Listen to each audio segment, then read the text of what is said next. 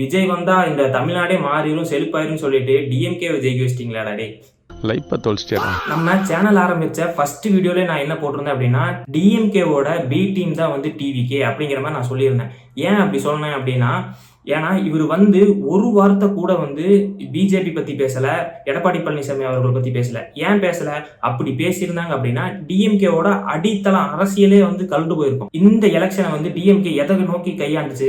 வெறும் பிஜேபி எதிர்ப்புங்கிற ஒரே ஒரு இது மட்டும்தான். அந்த பிஜேபி எதிர்ப்பு நீங்க எடுத்திருந்தீங்க அப்படின்னா டிஎம்கே ஓட்ஸ் எல்லாம் உங்களுக்கு ஷிஃப்ட் ஆயிருக்கும். டிஎம்கேவை நீங்க ஈஸியா வீழ்த்திருக்கலாம்.